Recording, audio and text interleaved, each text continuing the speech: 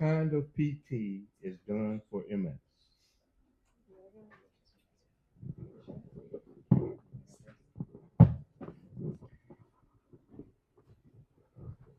Yeah, I knew that question was coming. That is a very, very common question that we get from individuals with MS. And you might hear about, this type of exercise is good or that type of exercise is good and this or that and timing. Overall, my read on the literature is there's no um, specific sets of exercises or types of exercises that is better than the other. It as long as you have a combination of what we call endurance type exercises, strength type exercises, and some balance type exercises. They have found the best evidence with that kind of combination of exercises. Now, if you want to ask what type of endurance exercises, do we have an understanding of what endurance type exercises would be, or do I need to explain that a bit? I don't know. Yes, so endurance type exercises would be things like that, kind of challenge your cardiovascular system overall. For example, things like walking or swimming or biking, and it can vary and be dependent on whatever level of activity you are at. It doesn't even have to be high levels. The examples that I gave, it could be something that you can do even if you're seated. The goal is to try to do anything, any type of exercise for a bit of for a period of time to turn it into an endurance type exercise. Strength type exercise, I guess, is a bit more self-explained. Anything that improves strength of the muscles, whatever muscles are affected. And there again, you don't have any specific protocols for any specific type of strength training exercises. It all depends on what muscles in your body is affected. And then the third is balance type exercises. It doesn't always have to be standing type balance. It all depends on what level you are at. It could be seated balance, low level balance, and so it is applicable generally to all levels of severity. So as long as the short the summary of what I'm trying to say is, as long as you have a combination of some endurance type, some strength type, and some balance type exercises. Yeah, and you can choose any type that's you are comfortable with. You will get to see benefits of that. I hope I. Yeah, I'm just going to add one thing. I think the biggest thing when you're working with MS is equating everything back to function. So, like doing all those things that Dr. Paul said, but then relating it directly back to function. So, how is your seated balance? Can you transfer well if you're doing seated transfers? How is your standing balance? So, not just working on just the strength, just the balance, always making sure that it's equating back to functional movement. Most people with MS have sleep problems. Is there a natural aid besides melatonin to help us sleep? That is a really tough question, partly because it depends on what else is going on and why you are having trouble sleeping. I am not a big fan of medications overall to help people sleep because usually they make you feel groggier in the morning, but quality sleep is so important. And so when I look at somebody who is not sleeping well, we're looking at all kinds of things in addition to medication. For some people, it really can be it can be that we need to do medication. And that would be one of those times where if you were seeing a neurologist, I might even talk with your neurologist too and say, hey, sleep's a problem. And we might talk through several medication options to see what's the best because I want to make sure it's not going to interact with any other medications you're on. Um, I'm a huge fan of magnesium in the right setting as a supplement, but we have to watch that kind because it can impact, it can cause diarrhea and something other side effects that are not great. But I would love to have the neurologist answer too because it really I think is so patient dependent. I think the fastest answer to your question is no. There really isn't a pharmaceutical. Everything that we give you that's a drug to help you sleep is not natural. And a lot of them actually interfere with deep restorative sleep. So going back to what our therapists were just talking about, function. If you're not sleeping, is that affecting your function? I have this conversation with people all the time. Doc, I'm not sleeping. All right, tell me about your sleep habits. Well, I go to bed at 9, I wake up at 3. Okay, that's 6 hours of sleep. Are you tired during the day? Nope. Okay, find something good to Netflix at 3 o'clock in the morning because you're not sleeping any longer than that. So does it affect your function that you're not sleeping? We hear so much, oh, you got to sleep 8 hours at night, 8 hours, 8 hours. That not everybody needs 8 hours. And if you're restoring and you have good function the next day, you may not need something, which is a surprise to a lot of patients. A lot of what happens in sleep is stuff that is in our culture. We've got a lot of blue lights in our room. I will give you one guess what frequency of light disrupts the release of melatonin in your brain and prevents you from sleeping. Blue light. Think of all the blue lights around us all over the place. Blue lights coming out of our phones, blue lights coming out of our computer screens, our televisions. So a lot of the reason people can't sleep in an industrial culture like ours is environmental, and there's no amount of drug that's going to overcome that safely. So there's a strategy is usually what I tell people. And it kind of depends on whether or not it's worth doing all of the work. I've had some people say, yeah, but I can't sleep without my TV on. Totally cool with that. You're not going to have high quality sleep. I can't drug that out of you. So it's an individual answer, like Dr. McNeary said, but it's also, there are some principles that a lot of us are sort of surprised to learn. Oh, that's why I can't sleep. Or, oh, I don't really need more sleep than what I'm getting. Yeah, a couple of things. So first, there's an old Harvard website, which actually saved as a smart phrase on my computer, so I can print it out for each of my patients, pretty much on demand. I'll get it for you, Suzanne, when I get home. But it reflects this idea called sleep hygiene, and I went through that list myself. And there are 10 points, and you go through it, and you think, oh yeah, I do this, I do that. I don't. And then I went through, do I really do that? And a lot of sleep is lifestyle. A lot of sleep is, why are you not sleeping? Because sometimes it doesn't just show up as overtly fatigue, but what we call brain fog. Why is it that you're not sleeping? And really getting down to really getting down to the bottom of that is very individualized and can really improve your life. Honestly, MS or not, but especially MS, where the disease is causing a lot of fatigue during the daytime, independently of that. I think So yeah, great question. Yeah, one more thing to add just on sleep, that for a lot of people, especially if you are feeling like you can't sleep, I think it's one of those things, we go to bed and say, oh, I can't fall asleep, and then it becomes this cycle where you get stressed about not sleeping, and we develop a bad relationship with our bed and with the whole idea of sleep, as Dr. Kramer was saying, because there's this expectation that your sleep should look a certain way. And so one of the things we're finding is that cognitive behavioral therapy can actually help retrain the way that your brain thinks about sleep. And the VA has made a free app. It's a CBTI, so cognitive behavioral therapy for insomnia app, that is good to help people work on sleep. But that's one of those places where I spend a lot of time with people. It's, does your cat sleep on top of you at night? Yes. I'm not going to kick my cat out of my bedroom, but I know it's going to make my sleep horrible. And so going through those individualized things, what am I willing to do? Am I willing to put my screen away? And what am I not willing to do in order to have good quality sleep? But I think there are a lot of ways we can work on it besides medication. I wish there was a perfect answer that could medicate us all into good sleep, but there is not.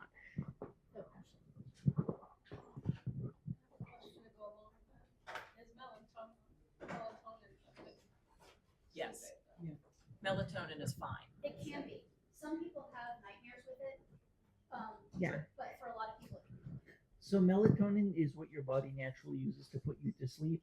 And for me, that's like, think of the food pyramid. For me, that's sort of, let's say when you're starting medications, that's the base. The other thing, Ambien, as Dr. Kramer knows, carries a risk of sleepwalking. I've noticed and I think they quote 10% is the number. I think I was quoted in med school or whatever. I'll tell you, every MS patient that's taking Ambien sleepwalks. So just be careful of that because you hear that your primary care doc, you say I need something to sleep. That's the first thing they reach for. But I'm glad you guys are realizing how really complex. Complex is the word that sleep can be. Ambien is horrible. I mean, because it happened to me, and I thought I'd take it and just walk around the house for a little bit and do a couple things, then go to bed. I mean, you got to be in your bed, in your jammies, no socks, no shoes, a glass of water, take it, lay down, get under the covers, go to sleep, and hope like poo-poo you don't get up in the middle of the night and do something crazy around the house. I refuse to take it. Yeah, I don't like it. Some people like to ask the dose of melatonin because that's another question. What's the dose? There's a dose range from 3 milligrams to 10 milligrams. You take it about 2 hours before you go to sleep because what it's doing is it's kind of resetting your sleep, your neurological sleep pattern. So it's not going to knock you out the way something like Ambien will, but what it's doing is it's helping you to restore that pattern. And it's a long-term medicine. It can take weeks to even a month or more to really establish that pattern. So you want to have a regular sleep time. More importantly, you want to have a regular wake-up time. It's your wake-up time that sets your biological 24-hour clock, not your bedtime. It's your wake-up time. Yeah. So if the earliest you have to get up during the week is 6 o'clock, but you like sleeping in on the weekends, just know you are sabotaging your sleep. I do it all the time. I'm not judging anybody for doing that. I love me a good 9 a.m. wake up because I don't get those during the week, but it does interfere with your sleep pattern. So the melatonin is about 2 hours before you go to sleep, and then make sure you have a regular wake up time that you stick to every day so that your clock gets set. And it'll take several weeks to establish this habit, but it's 3 to 10 milligrams. More than 10 milligrams, you're just wasting your money. It's not going to usually hurt people from what I've seen, but it's just there's no point. Yeah. I'm glad that you addressed the dosing because that's one thing. I work with a lot of clients who we break down their sleep routine and we go through their sleep hygiene. And some of the misconceptions are, I'm just going to take more and more and more of this melatonin or blank drug and it will get my sleep better. And it's like, well, no, more is not always better. Actually, more can be worse in some cases. And so that's why I like the OT approach to things. I do not prescribe. We do not, I look at things from really like a natural point of view. And like Lennox said before, some of these sleep hygiene things that were discussed are easy in theory, but they're hard to do. So we implement those. So I work with people on implementing them into their routine and coming up with a sleep routine that is effective for them. Because what might be effective for one person, like Dr. Kramer brought up, one person may want to sleep with the TV on. Okay, what are other things that we could implement to impact your sleep quality and help your sleep hygiene? So that's my 2 cents on that. Any questions? I think someone had a question, maybe. Okay. Is it a certain time during the course of the night that your body gets the best sleep? Certain time during the course of the night. It really does, from my understanding, depend on like your REM cycles and your stages of sleep. So for instance, if you're waking up at like 1 a.m. and you're trying to go back to sleep, you're not going to have that good quality of sleep when you're waking and you're trying to go back to sleep. What your body needs to get into those deep cycles is the more consistent sleep, the more that sleep that's not broken. So you can't necessarily say for like a blanket population, everyone gets their best sleep at 1 a.m. Well, what if that person is waking up at 1 a.m. or what if they're, coming out or going back to sleep at 1 a.m. So it all depends on really your quality of sleep, but I'll let everybody else take some insight on that. Yeah, that's a great opening to the problem of defining. How do we define good quality sleep? What do we mean? Are you getting deep REM sleep? Are you feeling refreshed? It depends on how we define that. We know that when people sleep, they get their deepest sleep, their first 2 cycles. You go from light sleep into deeper sleep, into REM, and to deep sleep. You do that twice early in the night, and those tend to be the longest REM cycles and the deepest deep sleep. So is that the highest quality? Is that, if that's how we define it, you get that right up front in the first few hours after you go to sleep. But so many people tell me, and I feel this, that I feel more refreshed with that 2 a.m. to 6 a.m. segment of sleep. So it kind of depends on how we define quality sleep. You set yourself like at 5 o'clock in the morning. I know, why do bodies sabotage us like this? It's ridiculous. Did you all know that in the Middle Ages, there was a habit that people would just go ahead and get up for 2 hours in the middle of the night? You had to stoke your fire. You had to make sure your vegetables weren't being eaten by the rodents in the neighborhood. And so people would just get up, and there was this whole deal where you'd get up in the middle of the night because that's what our bodies do naturally. So that 1 a.m. waking is actually part of a natural human rhythm. You do your first 1 or 2 cycles of deep sleep, and then there's a period of relative wakefulness before you go back to sleep. It all makes sense. It's just that in our culture, we don't really permit the 2 a.m. waking cycle because we don't need to make sure that our rodents aren't eating our vegetables, right? So it's kind of normal to be up for a little bit in the middle of the night, and it's okay. It's just planning for that, making sure you have enough sleep time, making sure that you're not getting upset and anxious about it, and helping yourself go back to sleep.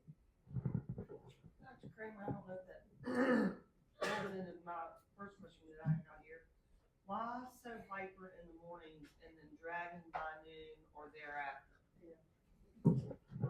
Okay, who's hyper in the morning, and can I borrow some of that? Different people are different. You've heard of morning people, you've heard of night people. I am absolutely a night person. As soon as it starts getting cool in the evening and the sun goes down, I am on fire, man. Nobody else is. So this is not a good work cycle for a neurologist. I've learned that coffee is my friend, even though I can't stand the taste of it. Keeps me alive. Why? Why are different people on fire during different parts of the day? I don't know. It's one of those cool and frustrating things about being human, is that we're all a little bit different. But what do you think, Dr. Devet? So the other thing, I think this kind of ties in. Sleep and daytime fatigue are almost 2 sides of the same coin, right? And actually ask people this: do you sleep well at night? Are you tired during the day? Couple of things with MS specifically, we have seen that, and we actually did MSLTs in quite a few of our patients. I'm trying to turn this into a study actually, but we've seen that MS itself can mess with your brain's control of the sleep, and that's part of what we call brain. A lot of what we call brain fog is multiple things. Some of it is cognition. A lot of it is fatigue. All of us know that MS patients are fatigued as the day goes on, right? A lot of you guys feel it. Most of my patients tell me that, right? Why? And I think this is something that I think people are not really digging into. At the last European meeting, there was only one poster, just one poster, not even a talk, looking at sleep in MS patients, right? But I think a lot of it is the lesions in your head are affecting things, and there's things that what Dr. Kramer and what the other panelists talked about of really trying to kind of optimize the rest that you're getting and optimizing the daytime energy. And sometimes I found in my practice that sometimes the daytime energy and the brain fog needs to be treated as a symptom, just like your pain needs to be treated or the bladder needs to be treated if it's bad enough with medicines or otherwise. I think there are a couple things that go into this too. One is just looking at our diet. What are we having for breakfast? Are we having something that's going to cause us to have a crash later in the day? But I think the other piece, and I'm really curious what what our neurologists think about this, but as we're learning more about something called post-exertional malaise, which is different from, for people who are deconditioned, they're just a little bit out of shape. When you work out day 1 and day 2, on day 1, if you hit this level, day 2, we expect you to hit the same or better level. If you have post-exertional malaise, it's almost like you're running out of battery. So day 1, you get here, day 2, you're down here. It's like you're running out of steam.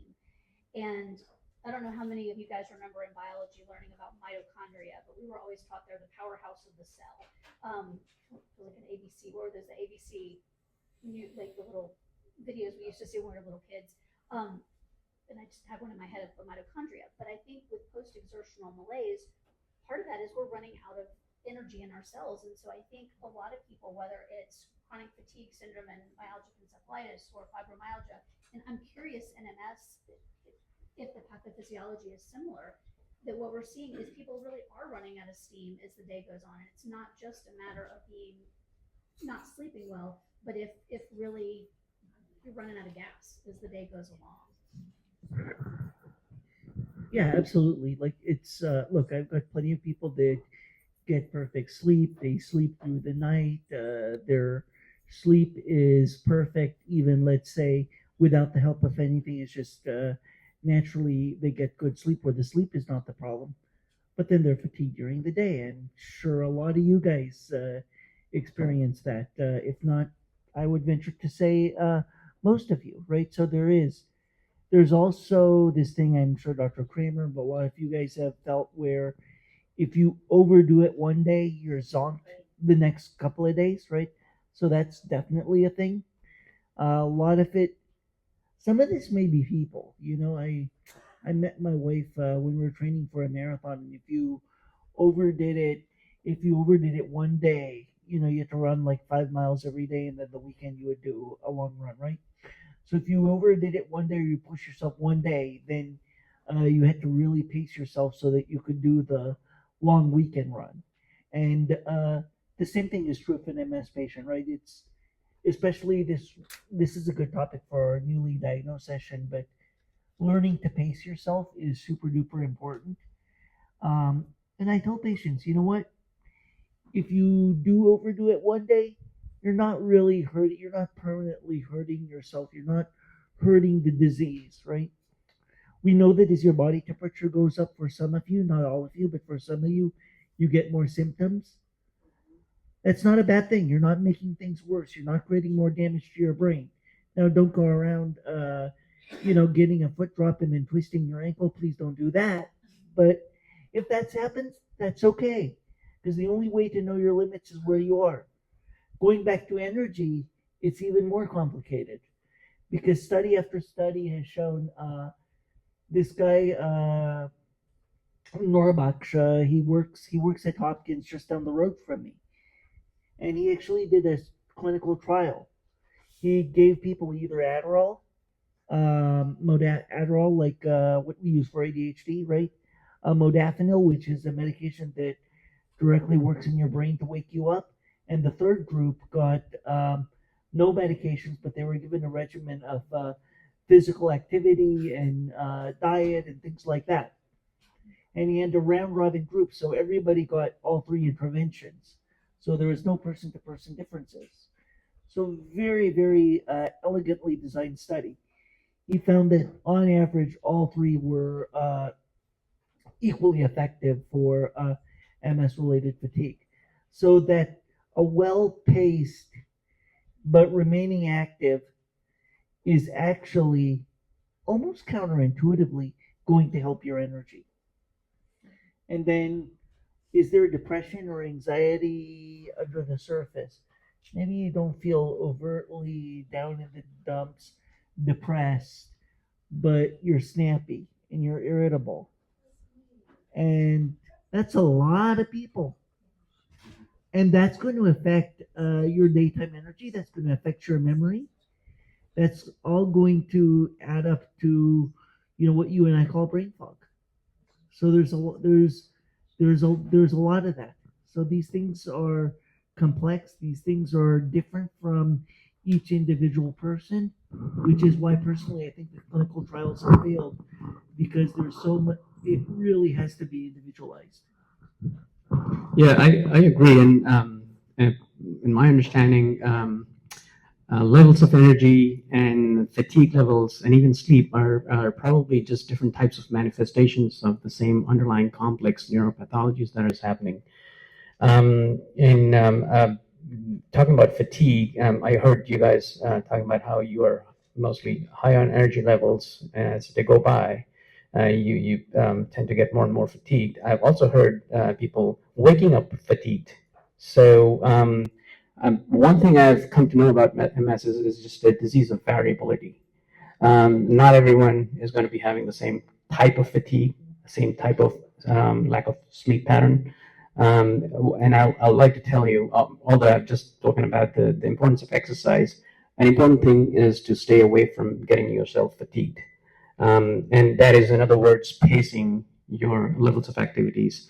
They've done a lot of studies about how to pace it, how to keep yourselves still getting the benefits of exercise while not allowing your body temperature to rise up beyond, because we know that you tend to get less and less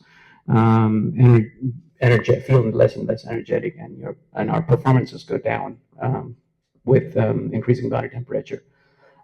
So it's probably a combination of different types of effects that you see.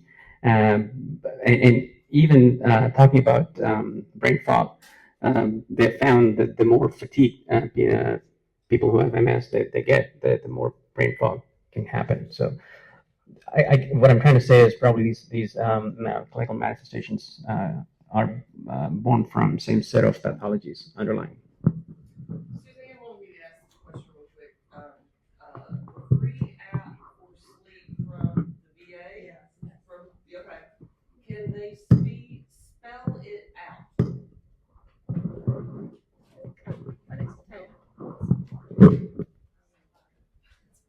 Well, I can send a link to it also to Suzanne, maybe to send to you guys, but it's CBT with a little lowercase I. Let me see. Is your mic on? Oh, no, it was not on. Okay, there we go. That sounds louder. Let me find. Is it this CBTI coach? I think that is it. Let me see. Yeah, it's under health and fitness, and it's got a purple background with what looks like a moon rising out of the top of the letters CBT hyphen little I.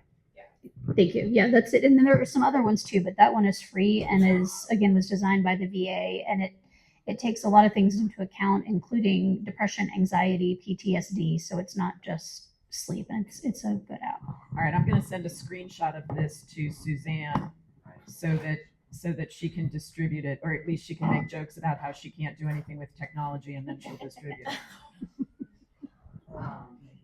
Terry. Someone and others have problems with choking, usually when we swallow. If I swallow something wrong, it feels like, okay, EA dietitian told me to just quit eating. What makes me choke? Water, and what really is my solution? I choke on my own saliva. I don't know about y'all. I'll choke on my own saliva. Okay, so that is a great speech question. There are many different things and reasons why you would choke. It really has to do with your muscles and your function and the way your nerves power your muscles. Speech therapy is probably your best friend at that point. So there are compensatory strategies. There's things I can teach you. There's modifications we can do to your food and drink. There are exercises we can do. There's a new process called Vital Stim, which is electrical stimulation for swallowing, which I am currently certified in. That requires an in-person visit, however. So there's a lot of different things. So what I would do is have you consult with me so we can figure out the specifics of how and why you're choking. We know in MS that our nerves don't work right, and therefore the muscles don't either, because the nerves are what control your muscles. And we know certain nerves in our system control the muscles involved with your swallowing. There are 13 of them, and so depending on which nerves and which muscles are affected, will depend on which therapy process would work the best for you.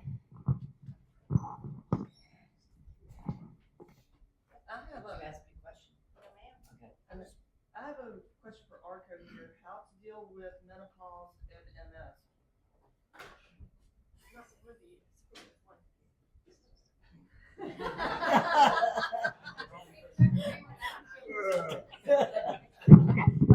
Somebody pointed at him.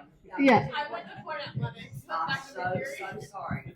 Okay, she did it with me. I need to pause and think about this one for a second. Okay, so menopause, I think if men dealt with menopause, it would be handled very differently than women. Because for a lot of doctors to say, oh, well, it's normal, it's so not normal. And that contributes to brain fog. And I think it's a lot of times it's hard to tell what's the overlap in your crappy sleep and your brain fog and all the other stuff that happens as you hit menopause. It depends on what symptoms you're having from it, but I would see your primary care doc or your OBGYN and talk to them about potentially taking menopausal hormonal therapy. I'm curious Dr. Kramer's take on this as well, but I would talk to them about whether or not it would be appropriate to start therapy for you. And then again, all the stuff we talk about, sleep, nutrition, exercise, all of that becomes even more important. I think maintaining your muscle mass, working on your balance, all of that changes as we age. And so it's important for anyone, but especially with MS, it becomes quadruply important, I think, to be working on maintaining that muscle mass and balance so that you can continue to function. And again, like everything, we look at it through a lens of functioning. If you're going through menopause and you have no symptoms, great. If you're having some hot flashes, but it doesn't really bother you, great. But if it's really impacting your life, then we want you to see somebody and start working on it. So I have a friend who's an internist who has a dark sense of humor that tells me that menopause is God's way or the nature's way of telling you that you're done. And you're lucky to still be alive. And this is why we need medications to get us through the aging process. Because if you look at nature, about the time that humans go into menopause, the rest of the mammalian world's getting eaten. So we won. But here's our token. We get all these symptoms, and the loss of estrogen women really feel. So a lot of you know that I went through breast cancer treatment 5 years ago. So I went from perfectly fine to menopausal in 3.2 seconds. So I immediately got all of the brain fog and the trouble sleeping and the warm surges and the sweating at a moment's notice. My kids are like, "Mom, you're sweating." I'm like, "Yeah, what are you gonna do about it? Fan me." I don't know. Part of what I recommend is lower your expectations a little bit. You're not going to be able to push through everything and run 17 miles during the week and then a long marathon training on the weekend. You're going to cut back on activities that take more energy than they give you back. And that's really important because especially as women, I think we feel like giving is part of our identity. But if it's stealing more than it's giving back, it's not worth it. And ladies, I'm here to tell you, you can use me as your excuse to say, no, I don't wanna. And you actually don't need any more explanation than that. But we all kind of feel like we do, right? Like you have to have a good reason to say no. You actually don't. No is a complete sentence. Yeah. That's what one of my friends says. Just remember, no is a complete sentence. You don't have to give an explanation. Yeah. You lose energy. I mean, if we're talking about mitochondria, right in your mid 40s is probably about when your mitochondria start pooping out. Happens to men too. But women really feel it because you also get that estrogen drop, and we're just used to really surging on estrogen. That stuff is magic. And so with the MS on top of it, that combination is going to be much more noticeable. And so we don't have a good treatment for it. We can't make you 20 again. You can't make me pre-cancer 20 again. We're like, none of us can go back. So learning how to readjust what we do. Like I turned down many activities this past week that I wanted to do in the evenings so I could be here this weekend. I paced myself so I could be here and be engaged this weekend. So I wasn't going to my son's football practice and helping with football practice. And then I got some GI illness in the middle of it. And I thought, oh, there goes the neighborhood. So you pace and you say no to things that are of lower yield. It's hard. I think that for me, I've spent my entire career as a PM&R doc talking to my patients about pacing and energy conservation strategies, and did not appreciate how hard it was until I started having to do it myself, and to say no to things and to not feel guilty about saying no to things, and quiet quitting certain things in my house.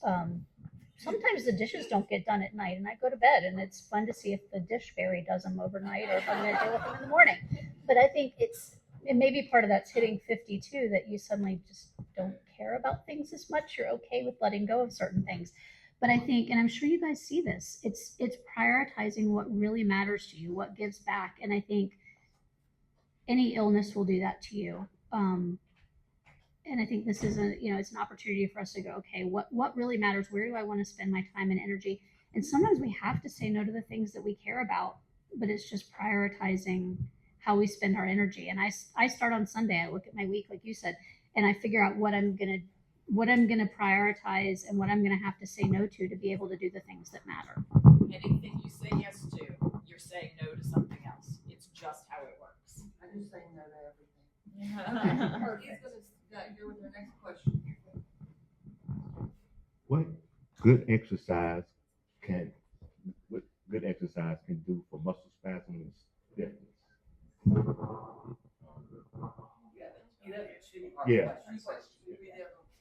I find people with MS have serious coordination trouble, and most PT people don't take that into consideration. How do you handle this? I see it as a two-part question still. Is the question more about coordination, or is it more about spasticity? And they may be both related too. So spasticity is I'll try to give you maybe a roundabout answer. Spasticity is one of the most common problems with people with MS. And again, if you're asking about specific exercises, there are certain types of exercises, including stretching, slow, sustained type of exercises before and after stretching. But the more important thing is to time exercises along with medications, antispastic medications, because spasticity is, again, a very variable thing. It depends. It varies with everyone. Sometimes it comes in the morning. Sometimes with other people it could be coming at a different time in the day. And they have seen that even within an individual, levels of spasticity varies throughout the day, even from 1 minute to the next. So it's a very variable thing. So if you're trying to manage the levels of spasticity with exercise, the best I can tell is to do it and keep or have antispastic medications, and then engage in exercises so that you'll get the best benefit out of it. But talking about what type of exercises, slow, sustained stretching type of exercises, strength training exercises have also been shown to have some effects in reducing spasticity. Besides exercises, there are other types of things like modalities. Sometimes electrical stimulation modalities are also known to be helpful with managing spasticity. And coming to the question of coordination, sometimes that coordination goes bad, probably because of spasticity related effects, along with weakness. So if you can take care of the spasticity, manage the spasticity a little better, and also do some strength training, maybe that'll also help with improving coordination for movements.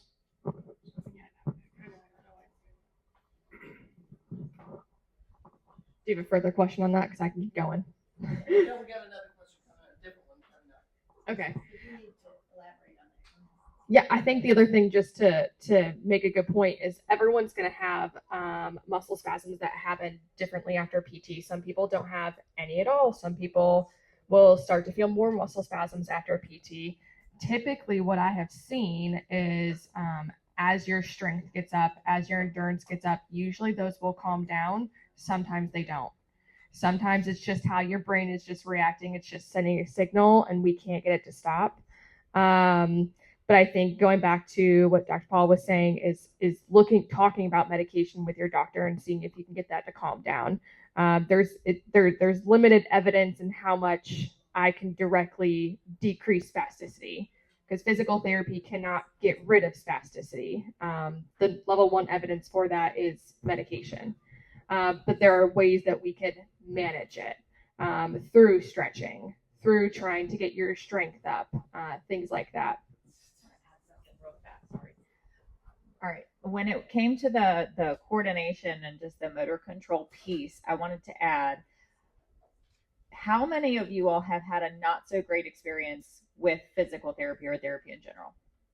I'm going to raise my hand, right? I have. So sometimes, and I can include myself in this bucket, we go, we've tried it, not for me, right? They didn't take into account this. They didn't know this. So 2 things to that. Number 1, therapists can kind of be like teachers, right? You got to find, you jived with one of your teachers, the other one you really didn't like.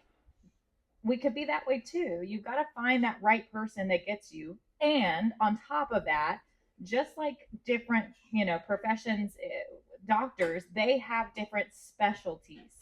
Therapists do too. So not usually, I'm not going to say all the time, but usually a generalized physical or occupational therapist may not be the best fit for you if you have MS or Parkinson's or something. So it's really important to find a therapy team and a provider team that meets you kind of in the diagnosis that you have.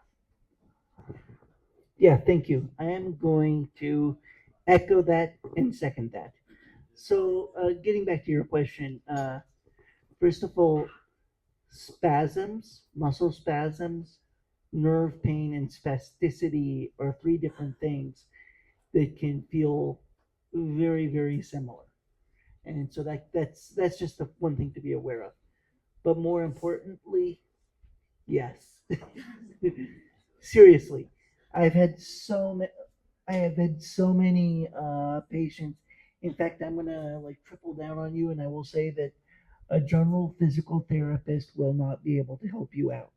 You need physical therapy, occupational therapy, speech therapy, cognitive therapy usually falls under speech therapy, at least within the Inova system, and probably for you too. But who understand neurology. Ideally, they would understand MS, but there's that literally doesn't exist. We created it in Inova. Hopkins's program shut down. These guys are trying to do that, so that's fantastic.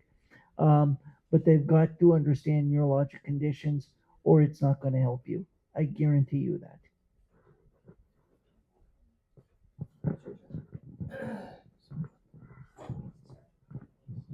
Okay, so I have several questions that I'm going to try and group all together for you guys. All of it boils down to sleep hygiene. Someone is waking up every 2 hours to go pee, or waking up with just an overactive brain.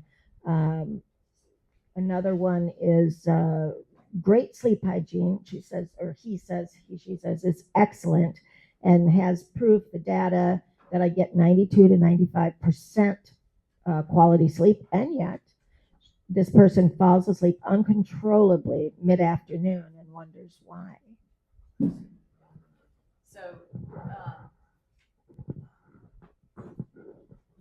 So you're getting excellent sleep and you're still falling asleep uncontrollably. This is what Dr. Deve was talking about previously. Excellent sleep, still very fatigued during the day. This person needs a workup for excessive daytime sleepiness or narcolepsy. This is pathological. This is not normal. That's not normal stuff, okay? We don't all just suddenly crash in the middle of the afternoon. There's a slump. Everybody gets a little sleepy after lunch, but it should not be falling asleep at your desk. Talk with your doctor about what needs to be done for that.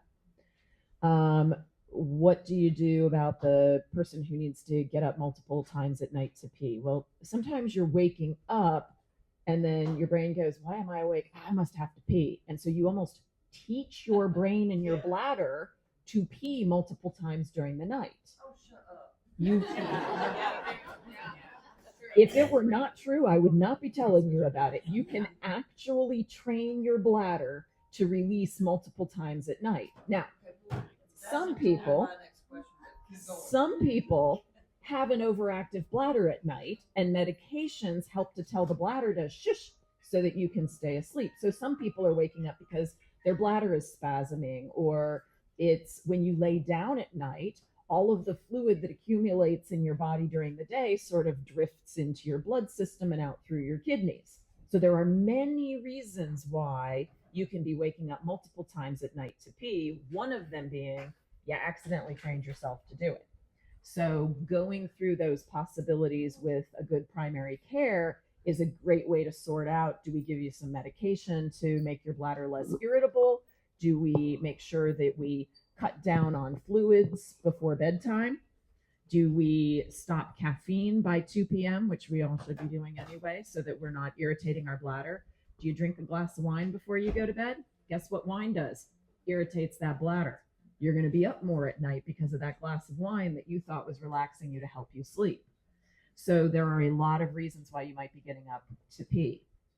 Now, for the active brain, this one's interesting because it takes a lot of practice and a lot of discipline, but you can actually shut your brain down. So my question when somebody says, I'm getting up a lot at night, my brain's really active, I usually ask them, what do you do when that happens? Because if what you do is turn on your lights, walk out into the living room, watch TV for an hour, you're basically training your brain, we get up when you wake up. If you are laying still in a dark room and not writing your list of stuff to do for tomorrow and not worrying about, oh my gosh, I didn't get that joke that person said and they probably think I'm an idiot and I'm a social nightmare, you got to think about really benign stuff like, I'm pretending I'm on a cruise in the Pacific and what am I going to go see? And you plan something really benign and low key. So there are a lot of different tricks that can be used. And I suspect this CBT app probably goes through some really boring, benign stuff you can do when your brain wakes up in the middle of the night. So it's complex though, because I just gave you some general information, but it's really unique from person to person. And some people will tell me, no, I wake up in the middle of the night. That's when I do my best thinking. I'm probably not getting in the way of that. If it works for you more than it hurts you, I can't take it away from you and you're not going to give it up. So turn on your light, write your list, and go back to sleep. Don't entertain this nonsense. What would you do if your dog woke you up every 2 hours? You'd probably learn how to ignore the yappy thing until it went back to bed. My dogs know that when mama's in bed, we do not mess around. So you can do that with your brain and your bladder too. Okay, well, my next question is. Sorry, quick, very quick. Do you wake up to pee or do you pee because you woke up? Drop the mic.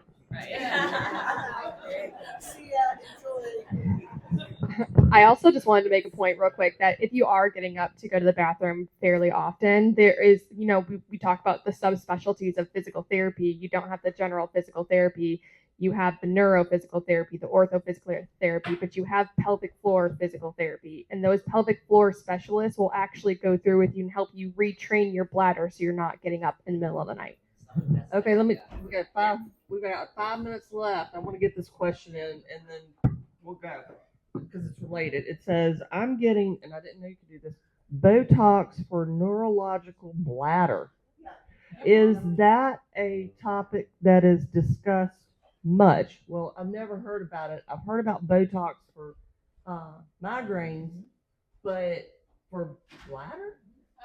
Yeah. So neurologists don't get involved with that a lot. It's usually the urologists. And in our area, the closest place that will do it, I believe, is Wake Forest. UVA. Oh, gosh. Does UVA do it? I went to UVA. There we go.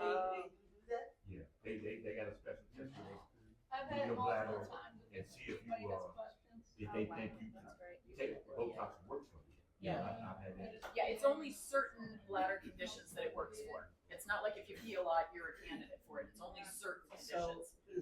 So bigger picture. Your bladder muscles can spasm just like your arms and legs spasm. They can be weak just like your arms and legs can be weak. They can be both. The bladder Botox, though, it's urologist, but I do think it falls on us to suggest it to the urologist, or because your average rural urologist probably will not think of that, at least in my experience. I don't know how they are down here, but sometimes I think it falls on us to, but you as a patient might have to ask the urologist about it, because a lot of urologists are not very good at thinking about neurology. Some are, a lot are. It wasn't my question, it was somebody else's, but I was kind of like, what? Really? Can you dwell just a little bit more on pelvic floor therapy? Because if people haven't had or don't know about it, it's some of the best therapy I ever had. So. Yeah. So pelvic floor, it can be a little nervous when you're going. It's perfectly fine to be nervous when you're going in, because the one thing that they do have you do, it's kind of like for the ladies out here going to the gynecologist. You do undress. They do internal exams to make sure that you are able to contract that muscle. Sometimes they can even do stimulation on that muscle to help it contract if it's really weak. Like we know, spasticity doesn't necessarily mean strong. Spasticity can also mean the muscle is really weak, and the spasticity is what's just causing like the overspasms. So they do a lot of internal exams. I try to really highlight that so people don't go into their first visit and like don't understand why they're undressing. But it's not just for women; they do it for men too, because a lot of those muscles, they're in your lower abdominal muscle groups. You've got to learn how to activate those and turn those on or turn those off.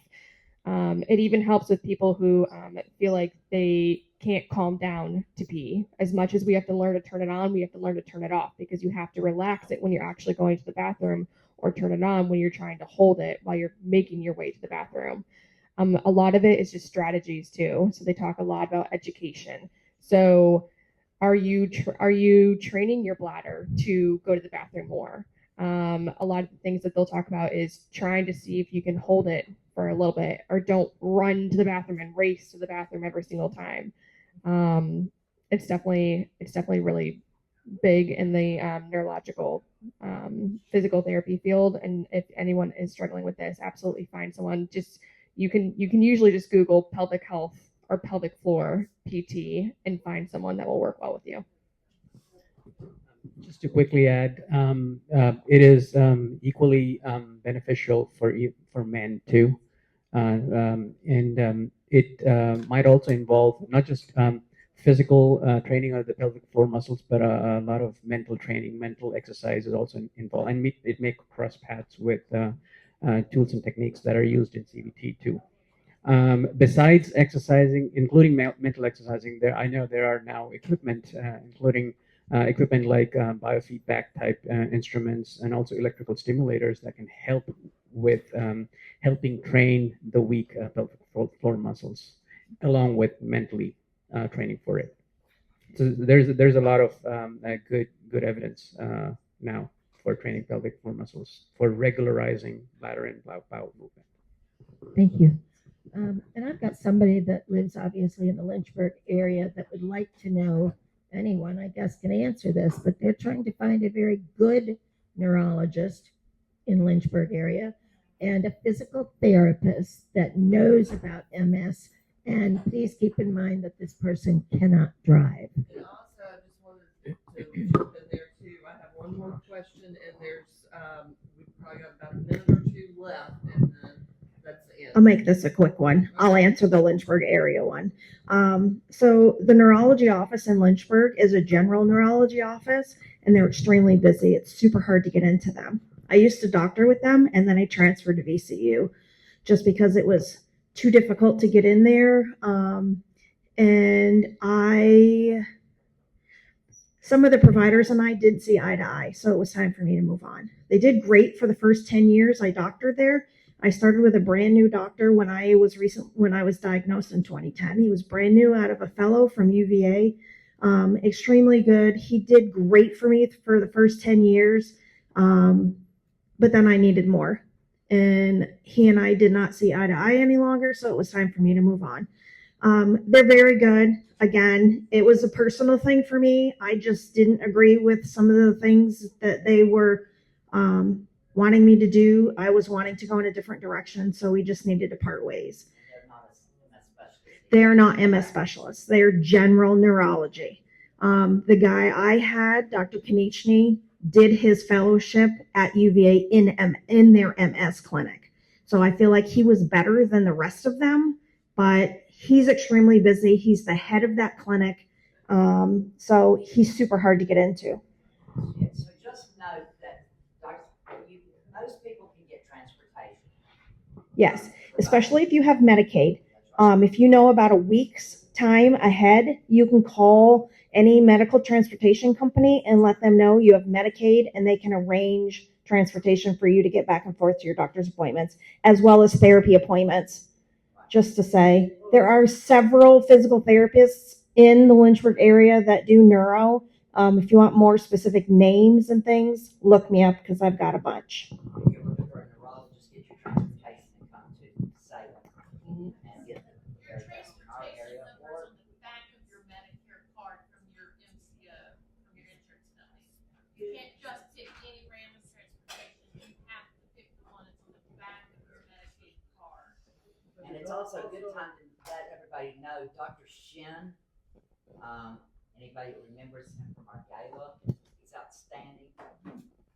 And he's also the eye specialist at your city. Now, he's now gone to UVA.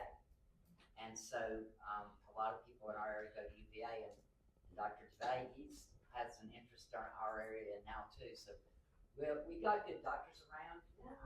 There's no comparison in seeing MS specialist or not. That's what thrills me about Courtney and what she's been able to bring to us with these people here. This is thrilling to us. Okay, this last question. Is there a way to treat MS-related nausea with OT or PT? I can't imagine.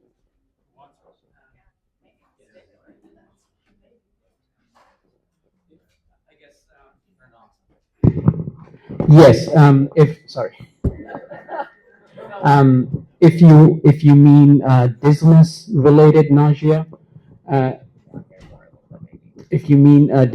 related nausea, then yes, there are ways, and there are tools and techniques in vestibular rehab that can help with dizziness related issues in MS. Now, having said that, please realize many times dizziness occurs due to the underlying pathology in the brain. And if that is what we think it is, then they tend to be refractory to treatment. But I know many MS patients also have dizziness, which occurs due to problems in the ear, which is not related to the underlying medical condition of MS.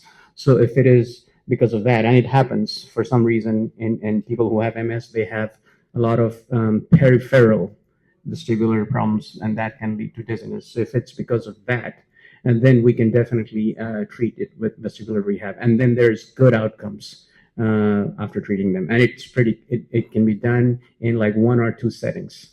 So we have to know if it's a brain-related dizziness or a ear-related dizziness. And once we can kind of diagnose it, if it's ear-related dizziness, there's amazing outcomes with that. If it is nausea without dizziness, you need to know why. If it's because the stomach is slowed because of the MS, it's a different treatment than if you have a lesion in what's called the area postrema of the brain, which prompts immediate central nervous system nausea. So the lesion in the area that causes nausea is very difficult to treat. But the stomach being slowed actually does have treatment. So you need a good workup for the cause of the nausea. Don't just take, oh, it's due to your MS as the answer.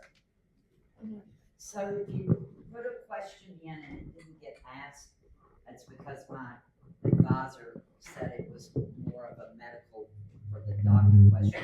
You can all see now why that if the best thing in the world was to bring this into a panel, because there's no way we could have gotten to hear all these guys. This is outstanding.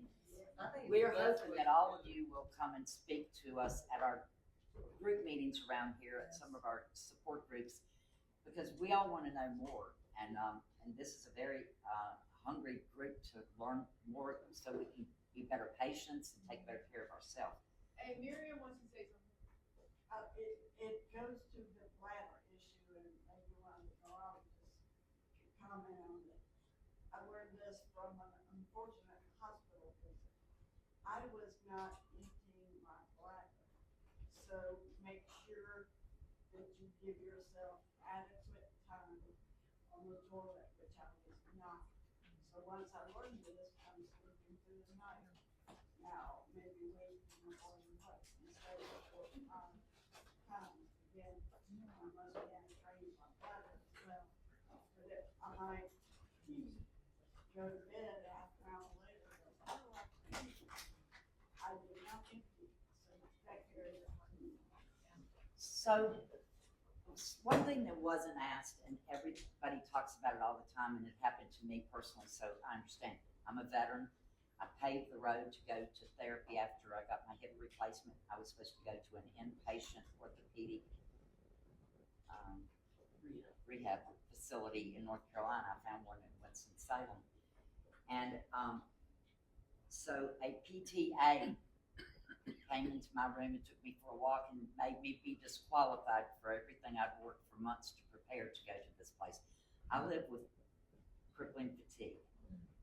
And the word pace to me is a real hard one to grasp, but I live with crippling fatigue, and I live in a tiny home in the woods in Floyd County.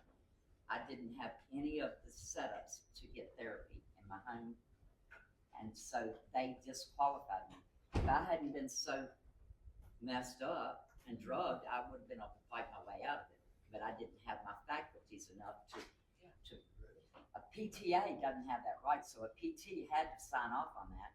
And now that I know all this, but how do you get around, and we are out of time, but how do you get around these things? Dr. Quarles told me how, but everybody doesn't know those kind of things. You know, he said, don't walk. I mean, that's what he said, play their game because it's an insurance game. Is that the fact? So a lot of it is, and I think that's where, can you guys hear me without the mic? Yes. Okay. As a rehab physician, that's part of my job is to argue because the insurance companies will say, oh, well, you walked 120 feet or whatever you walk. My job is to argue why how your MS plays a role in that and what other things we need to work on in the fatigue. And so I think that's one of those times where having a PM&R physician helps because we can make those arguments. And some insurance companies won't let us argue. If you're seeing a hospitalist or a surgeon in the hospital, they're the ones who have to do the arguing. And so I sit right next to them while they're on the phone and I say, and say this, and then say that. But it really is learning how to argue with insurance because they don't want to pay for inpatient rehab. And so we can sometimes help you create that argument. I've been on the phone with patients or their family members or friends whose families are doing this and helping them build those arguments. And we're available for that sort of thing too. I'm always happy to talk to somebody, even if you're not my patient, to try to help you figure out how to frame that argument or help your doctor figure out how to frame that argument. So we're at the point now that anybody's going to go to something else outside here that it is time to go. We're going to go in and Amy's thing, but this is where we can break out and talk to people. But Lennox, you had made a point about something that I would like you to say, if you can put it in a nutshell. When Lennox wrote me about coming, she said that she's been having brain fog problems and she wasn't comfortable maybe just having questions thrown at her. And I'm like, we want you. Because that fits just perfect with our brain fog problems. But you said you studied in Michigan. And would you just say out loud what you said to me? You worked under an MS doctor there, and you came here, and you're not seeing MS patients here. You're lacking something. Well, no, and part of it too is just the number of patients we had, and I'll defer to the neurologist, but I remember in my training learning that we saw more MS at high at different latitudes. And up in Michigan, I think the number of people who had MS was so high up there. And on our inpatient rehab unit, we frequently had patients who either had MS exacerbations and had been in the hospital and weren't ready to go home yet, or had a hip replacement or some other thing and MS and needed to come to rehab to get stronger before they went home. And at Carillion, I remember having maybe 2 or 3 patients with MS on my 12 years there on an inpatient rehab. It just wasn't something that we saw. So my understanding was it was partly just not as many patients down here, but I'm not sure if that's really not, I'm saying not really true. So I don't know why we are not seeing as many, but. So they go to other places like North Carolina. And UVA, and that may be a huge part of it. Is that something we can actually go in here? Throw it. Yeah, I love this. Yeah, this is one of my favorite topics, if not my favorite topic. This guy, Joe Berger, he runs the department at the University of Pennsylvania. He grabbed me by the arm at one meeting, and he started scribbling on an envelope, just looking up some numbers, and he did this calculation, and he actually turned this into a paper, published this. So, for every one person that has MS, there are 4 people that don't know that they have it. And for every one person that has MS, 0.1, only 10% are seeing an MS specialist. And I saw that. So when I moved from NIH to Northern Virginia, literally right across the street and one exit down from 2 very, very good and well-renowned MS specialists, Jason Siri and Heidi Creighton, right in probably the most crowded MS market in the country. All these people that had MS, fortunately, I had no idea what I was doing. I had like zero business sense. I was just like straight like a researcher, basically a lab scientist, and because that's like one of the dumbest business things you could do, right? All these people just came out of the woodworks once they knew that specialization was there.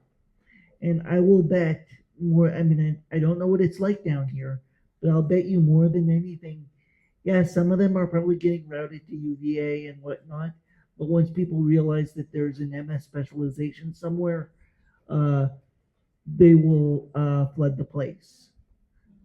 There's so much MS out there that we don't have anywhere near the number of MS specialists to take care of them. And it's going to be incumbent on people like Dr. Kramer, myself, and Dr. Moore and Dr. Shin to help the general neurologist. And I think so. I think it's about people knowing that you exist and the MS specialization is there. That's my guess. And it's a very tough thing to it's a very tough thing to make happen. You know, I'm not going to say it was easy. I was working 100-hour weeks for many years, and just this year I started slowing down a bit. But yeah, there's a lot of people with MS. They need the help. They don't know that you all at least know what good care looks like. There's a bunch of people out there that don't know, they're not getting good care. They don't know what it looks like, and they're just not getting it. It's like they're in like a different universe or something, and that's something that I think we as a group and all of us in the MS community can really need to be reaching out to those people too. And I know you guys are doing a fantastic job of it. Thank you so much. Has this been helpful? You guys enjoyed this? Yeah. Thank you.